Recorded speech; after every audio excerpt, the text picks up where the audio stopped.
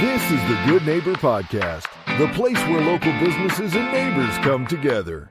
Here are your hosts, Jeff Gardner and Sean Preston. Welcome to another episode of the Good Neighbor Podcast. Today we have another good neighbor on, Mark Cristante of Springwater United Soccer Academy. Mark, how you doing today, man? Welcome to the show. Good, Jeff. Thank you. Yeah, I'm looking forward to the conversation. We've been chatting back and forth for a little while now. I'm glad we got the opportunity to do it, especially that it's fitness related. We've talked to, I think we've done over 400 and something episodes. We talked to all different types of businesses, but we're human, so we have our favorites. Anything fitness or sports related, I really dig into, as that's been my background. For most people that listen know that I'm really into that. But let's talk about it. What is Springwater United Soccer Academy exactly? Yeah, so Springwater is an organization for children, youth, adults to play soccer. It's a safe space for kids to learn the sport, to get character development, to grow as young leaders. Beautiful. And it reminds me, you watched the show Ted Lasso by any chance? Yes, I do. It's just, honestly, anytime I want great enjoyment, I'll watch it, but especially when I'm going through challenging moments in my life, like he is the epitome of what I think a leader should be. And when you said character, it's not just developing the skills of a soccer player, but much more, who are these boys on and off the field? And I just thought it was such a fantastic show, and it reminded me of it when you said character as well.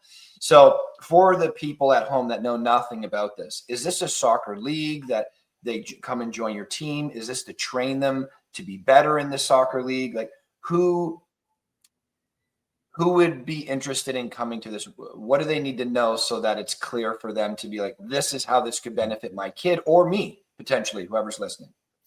Yeah, so Springwater United's an academy, soccer academy in obviously Simcoe County. It's open to players of all ages, all levels, starting from U4. We offer training. So we're training like right now, we're 7 days a week training.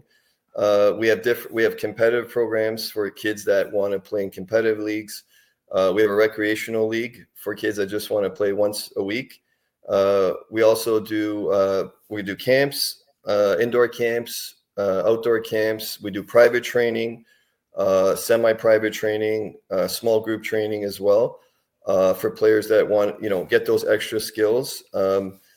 And yeah, it's been going really well for us. We have attracted players from all over Simcoe County that want to join us. We have experienced coaches that are working with players that have coached for a number of years. Myself, I've coached for over 20 years as well. So okay. So when you said we have recreational league, so for the recreational league, are they actually coming to you to be put onto a team and put into a league, or is it training only? You there, Mark? Yeah, no, the recreational league is they're actually put into a league format where they come in. We put them on teams. We have divisions depending on the age group, and they play against other players. Okay, so they actually come in, you guys put them right into the league, you train them, and then they can play once a week as well.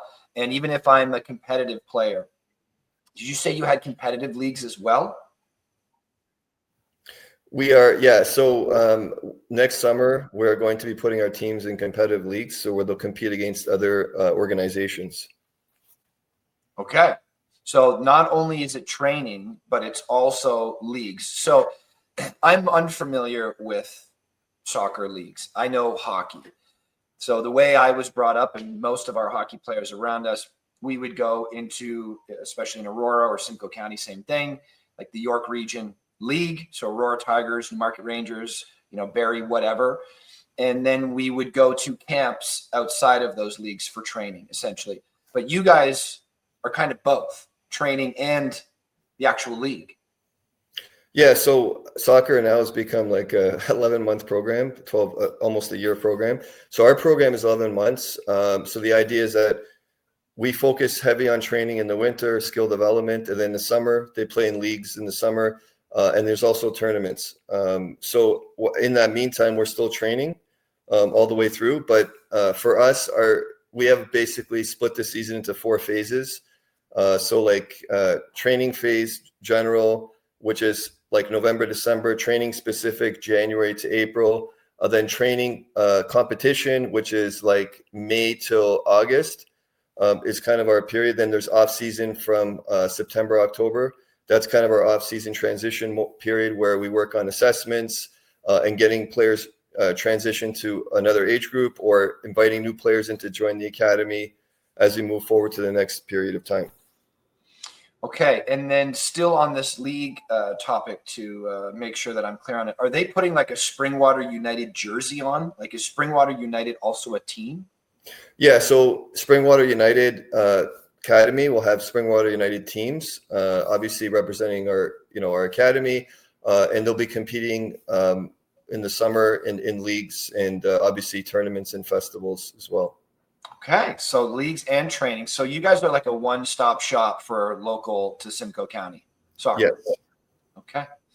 And I'm curious, you guys got so much experience, again, coming from someone who wasn't super involved in soccer. It wasn't my sport when I was growing up.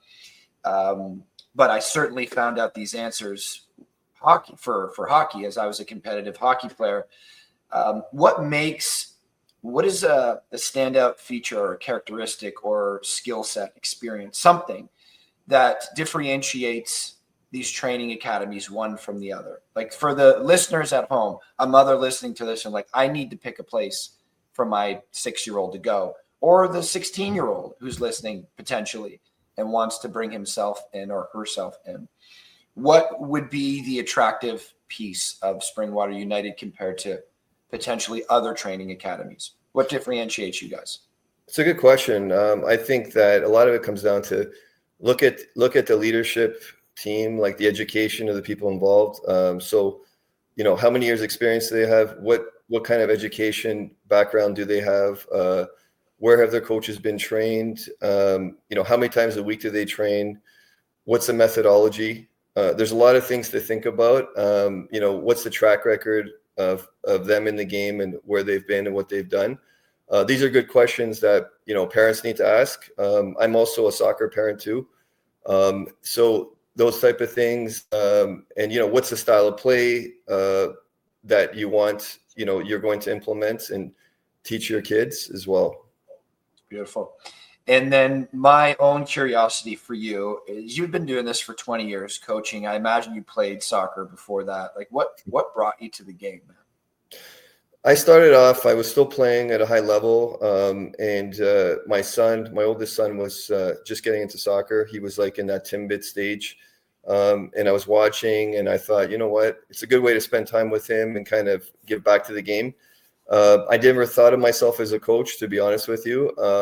Because I was still playing and I had that player mentality. And as I got into it, I just kind of fell in love with it and I really enjoyed it. And parents seemed to think I did okay. And as time went on, I started doing formal training. I started going to the USA, taking my coaching courses, taking courses in Canada. My mentality is always, whatever you do, just be as knowledgeable as you can, be the best at what you do. So even as a volunteer, I still wanted to learn and be the best coach I can be for my son at that age, which was U9. And over time, my son was a hockey player. He kind of decided he didn't want to do soccer. It wasn't for him. But I still kept coaching. I really enjoyed it. And, over time, parents were coming up to me, asked me to train their kids privately, which I was doing for free. And then later on, it just became a big time crunch. But I started a soccer school, and then I started working for clubs. Friends of mine were directors in Toronto and asked me to come help, and I would just go in once or twice a week. All the while I had a full-time job, and then things just kind of evolved from there. I kept taking courses, and then I just kind of came to a point where I really, really enjoyed this, and I thought this is what I want to do. It's my calling, and I just kept taking as many courses. I studied for 20 years, literally just stopped. I keep taking courses still, but I reached the top of the coaching certification level, which was the A license. I was in Ireland for 4 years straight doing my UEFA A. I did the Canadian A license, which is the top. So That was 2024 when I finished. And at that point, I was working. I got the job in Innisfil as a director. I was there for 5.5 years as a director of Innisfil Soccer Club. And we did a great job building the club up. And then I moved on to another club. I worked at the district as well as the district head coach. That was a technical director. The district is the Simcoe County district. And eventually I became a university coach for a few years, coached that level, which was great. And then now I've just started the academy. So you've been a professional coach for how long now? I professional coach 10 years, full-time in the game. And I've coached for about 21 years, but coaching professionally about 10 years. And so this is going to be a hard question, but I'm always curious. I'm just an inquisitive human being. And I try to get answers that I don't think I can get.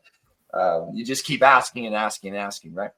What do you think it is about soccer that has led you to dedicating over half your life to it? Like, what is it? Why not hockey? Why not building cars? Like, what is it about soccer, man? You know what? I asked myself that question. I was very fortunate when I grew up. I grew up on a street in Mississauga where it was soccer players and hockey players.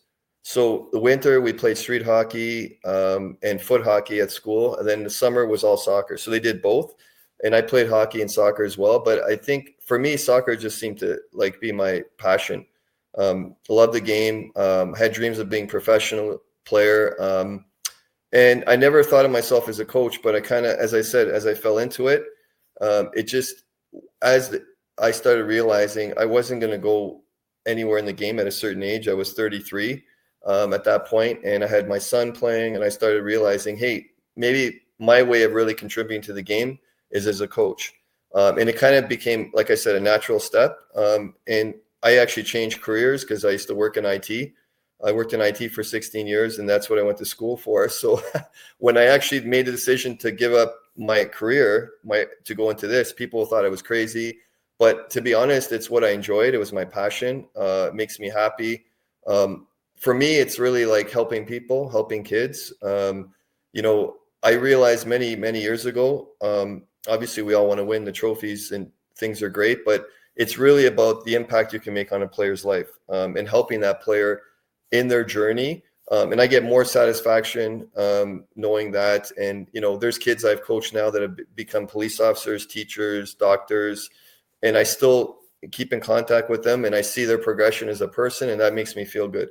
And hopefully that some of the things that I taught them, the life lessons, carried them through to this age. And we've had those conversations a few times, and they're like, thank you for those things that you taught me: discipline, teamwork, respect, because that's carried me into my profession now.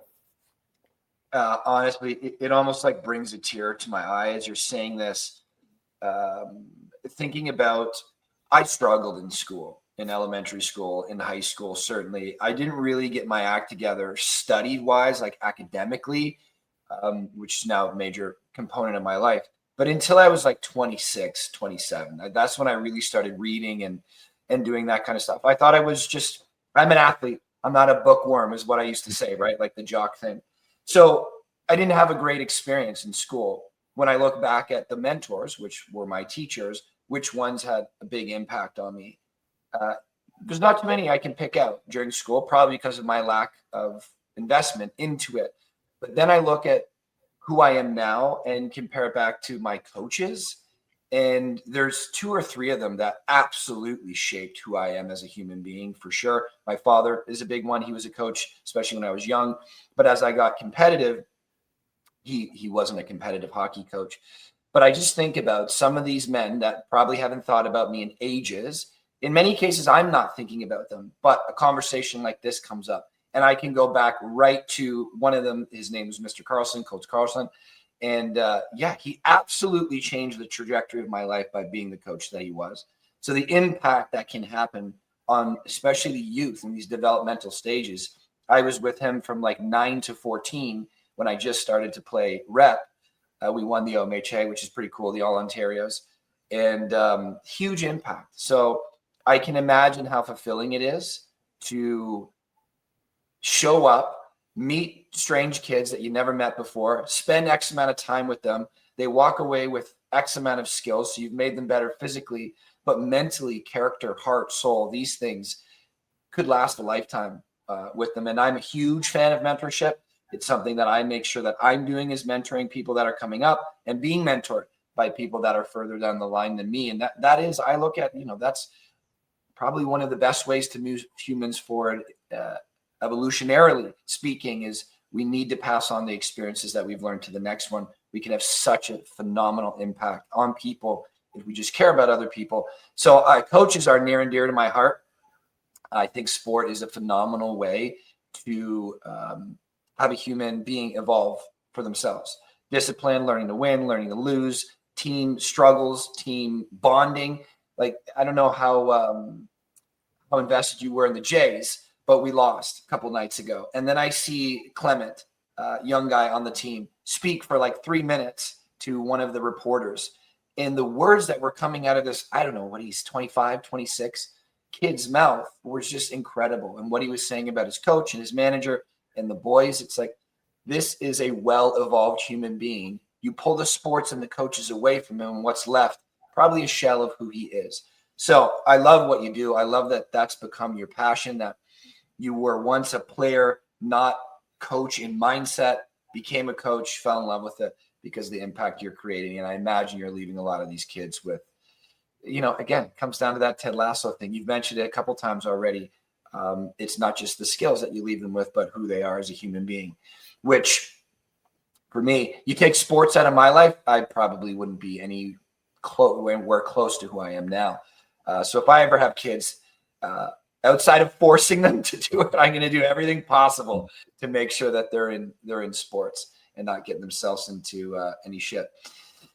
Pivoting a little bit from the business, so we can get to know you a little bit more, Mark. Sure. You told us your background on sports, on soccer, on being a coach and being in IT. That was probably a hell of a pivot, very scary pivot, I imagine. IT can be a financially rewarding career. I imagine yours was. To change to a coach and build up your own things, probably not easy. But before we get into that, some lighthearted stuff. 4 or 5 things that really light you up, that really put a smile on your face that's outside of soccer. What brings joy to your life, man? My kids, I got 3 boys. Just watching them kind of grow and evolve as people, and watching my relationship with them get stronger and better. That's huge. Some really good friends I have in my life, close to me, that have been there for me during some difficult times, and how they always give me that support, encouragement. It's massive. My mom is like, she's always been a big fan of me and kind of a great supporter, amazing woman. She's still in my life, and she's 89 years old. So it's like, it's just a blessing every day to have her and enjoy this journey with her. Just when I look back at all the education I've done, I feel like really good about the fact that I pushed forward and did all those things. Because at times it was challenging with, having kids, working full time and doing those extra courses, and nobody sees the time you put in. And, I didn't have to. I could have stayed at a certain level, but I kept pushing to get to this stage where, I look back, I've done 20 years of courses of studying. So I feel very confident about my ability as a coach and my ability to teach and mentor coaches and players, and, run an academy now. Those are things that I feel proud of. And just being in Simcoe County, I think this is an amazing area. Love this community. My family's here, been here since 2010. I love watching the soccer grow and develop here. That's one of the things that has driven my passion, was when I came up here, making sure that we build year-round programs, because when I first came up here, there wasn't year-round programs. It was very, focused on, seasonal, just summer. There wasn't much in the winter. So I made sure that the clubs I was involved with, we had year-round programming. So we trained for the whole year, and really bringing that culture, that soccer culture up here. So that makes me feel good and proud. And, just all the relationships, all the great connections that I've had with the families over the years, and I still have, and people who've left and moved on that still communicate with me. And now there's kids that I've coached now are coaching the academy that are in their 20s, which is amazing. And they've come back now and they're coaching alongside with me. And actually one of them, I coach his son. So I coached the dad and I coached the son as well, which is incredible. So those kind of things make me feel really good. Yeah, I love it, man. All beneficial things. Now, a little sidebar to the same question. What would one thing that listeners, people who know you especially, would be shocked to find out about you, that they'd be like, there's no way I would believe that he does this or listens to that? Anything comes to mind? I think, well, I mean, it's funny. I'm a pretty good cook. And I learned that I'm going to give all the credit to my mom, because when I moved out, when I was just under 25, I made sure she taught me how to cook because I wanted to eat the same food she'd make. So I actually learned a lot of good cooking from my mom, and I can make food when I have the time. Okay, cool. So he cooks too. All right, let's talk. I love this question because, listen, if you're a human being, you've faced challenge. There's no question. You've faced adversity. And personal development has been around for ages, but we really only started calling personal development in like the 90s. Like Jim Rohn and Zig Ziglar. I don't even think Zig used the word, but Jim Rohn certainly did. And that was like even before the 90s. But still, it hasn't been around for that long. And then for it to really pick up its pace, it took 25 years. Now, most people that hear that statement, or those two words combined, personal development, they know what you're talking about. And so we have a wave of very reputable and strong, influential voices out there talking about how to live your best life, like how to be more joyful, how to be less depressed, how to be less emotional, how to reach for these big, ambitious goals so that the millennials can push forward after Gen X, Gen Z can push forward after the millennials, and we keep evolving and moving the ball forward because life is challenging. And in some cases, it's become more challenging now than it was before. And in many cases, it was more challenging before. Life will always be challenging as it moves forward.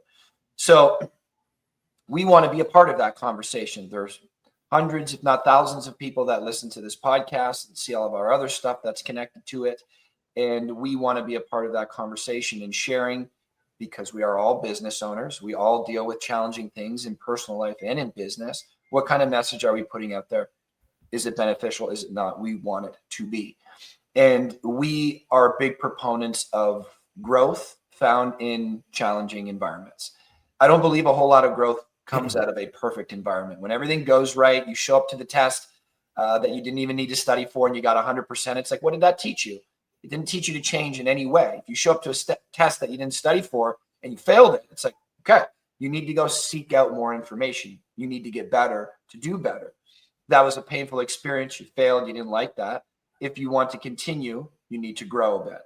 And I think that's a good allegory or analogy for all of us, that the challenging moments that we go through often suck. But if we look at it as there's gold in this opportunity, or there's growth in this challenge, it can make me better. I'm going to look at it a little bit differently. And when we've had hundreds and hundreds of people come on the show and talk about personal challenges, COVID challenges, business challenges, etc., and all of them have made them better in some way, it's a strong message that eventually you just can't ignore, especially when you're going through your own hard shit. Someone will listen to this that's going through something tough, and hopefully this resonates to them. So we love to ask the question, any trials, tribulations, hardships that you've gone through, personal or business, that probably sucked in the moment, that you probably were saying to yourself, I'd rather not go through this right now. Why me, type of thing. But you got through it. And when you look back at it in hindsight, it could be 2 weeks later, it could be 20 years later. You think to yourself, thank God I went through that and faced it as I did, because it has now become an integral ingredient to who I am today. Anything come to mind? Yeah, obviously COVID was very challenging. The lockdowns, and I remember being off work for a couple months, and that was the first time. I mean, I've been coaching 20 years. I've been on the field evenings from 6 to 9 for the past 20 years. And the first 15 years was, I had never experienced being home during evenings and not knowing what to do with myself. It was scary, a lot of unknowns, and I just wasn't comfortable. So I decided to start, doing more things like more biking, more hikes, exercising, challenging myself.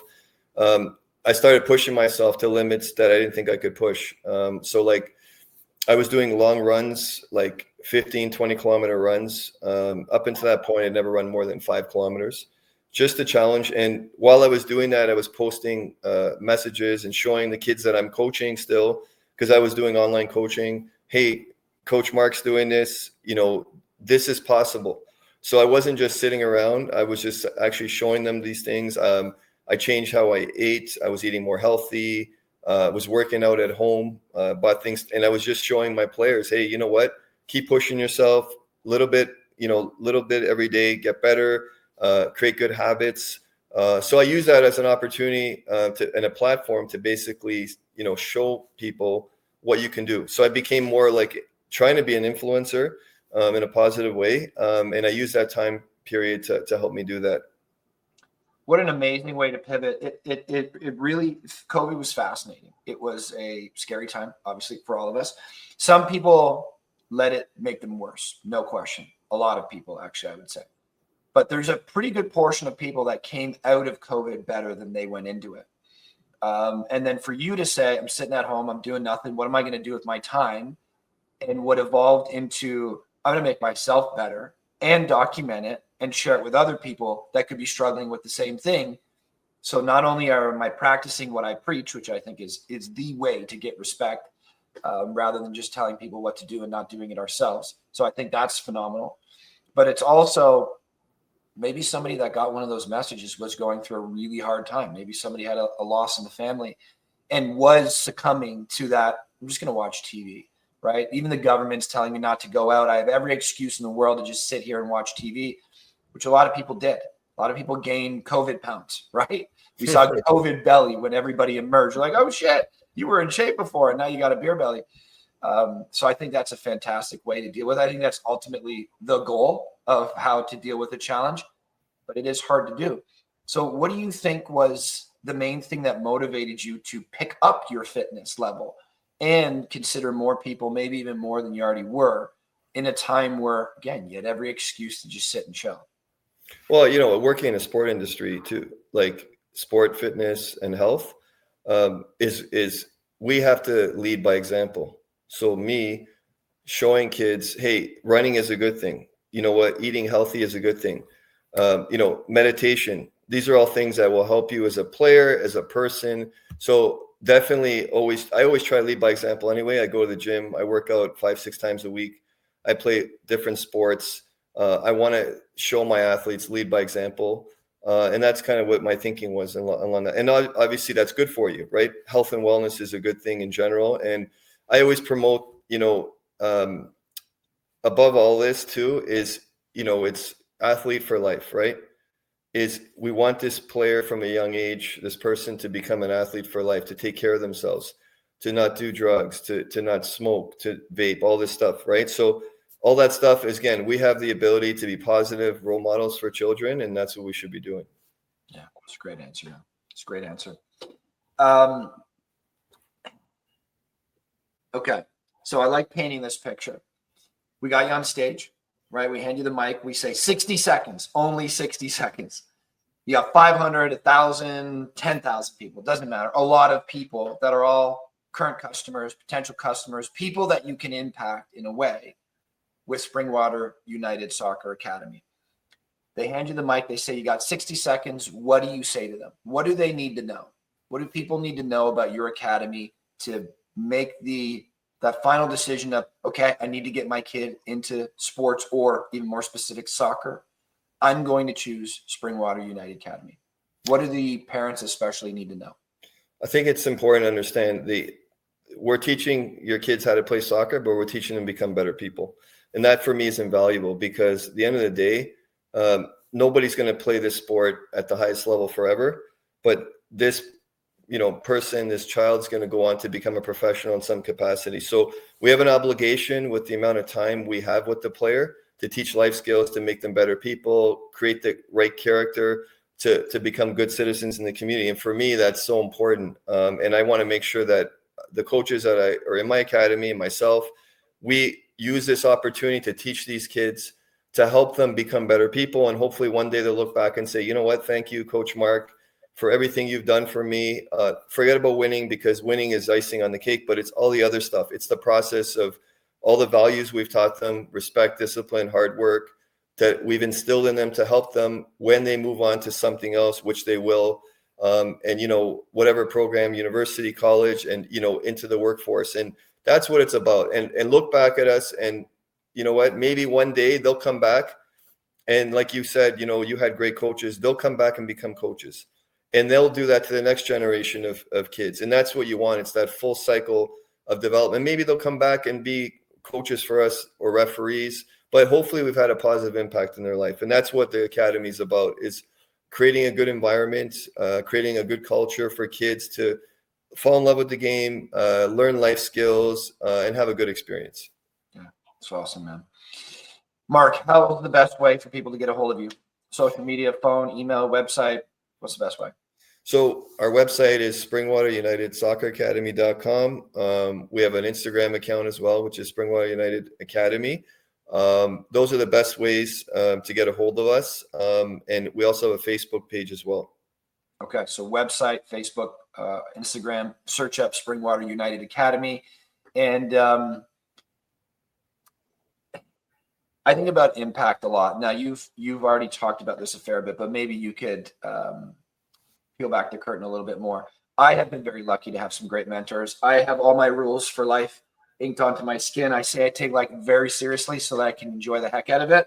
And that arm is who I want to be every day. And they're staring at me all the time. They used to be Post-it notes all over the place, but then those Post-it notes weren't with me when I needed them to be, especially in those shitty moments. So I put it onto my skin. And ultimately that came from great mentors. And the earliest one, when I was 23 and really needed one, she taught me about impact. She's like, you were born, you will die. What does the middle equate to? Like, that's who you are, and your impact on this planet. Is it going to be a net positive or a net negative? Have you ever thought about that before? At 23, I'm like, no. It's like girls, hockey, fast cars, parties. That's it. Very superficial. But ever since that, she planted a very deep seed. And now that is the compass that has, for the last 10 years at least, been, moving my life in a direction. Is what I'm about to do, or is what I'm currently doing, going to be a net positive or a net negative? Who's it going to affect, and how? So I think about impact a lot. And because we have our own podcast, we get privileged. We are privileged to ask that question to many other people. So I think you've already answered this a fair bit, but if you could dig deep into it a little bit more, one day your time will be over. We all get that final call. What do you want the impact of your life to be on whoever, family, yourself, or the kids that you're teaching? Ultimately, what's the goal? I think it's try to be the best version of yourself in every way possible. Be the best father, the best brother, the best friend, the best employee, whatever, business owner. Push yourself to limits to reach your potential, physically, mentally, everything in every way possible. Just try to be a better person. That's what the world needs. And, spread positivity to, be a positive, leave a lasting impact from a positive standpoint. And, I always took the idea wherever I've been as a coach to make things better, leave things better than when you got there. And that's what we want, and have high standards for yourself, and demand the best for yourself. Love it, man. Great parting words. Guys, if you're interested in anything related to soccer skills, leagues, check these guys out. Springwater United Academy. Go to their website, Facebook page, Instagram page. Mark, it was a pleasure talking to you, man. I love why you do this. I was going to say I love what you do, but a lot of people are involved in soccer in some way. Some better than others, some worse than others. I like why you do this. And the strongest people in my life that I emulate have the strongest whys that align with me. And yours certainly does. It's a pleasure talking to you, man. I look forward to continuing the conversation, meeting you out there in Simcoe County sometime, have a coffee. But until then, you have a great afternoon, man. You too. Thanks for having me. Okay. Take care. Take care. Bye. Thank you for listening to the Good Neighbor Podcast. To nominate your favorite local businesses to be featured on the show, go to gnpwithjeffandsean.com. That's gnpwithjeffandsean.com, or call 705-413-4600. 3775.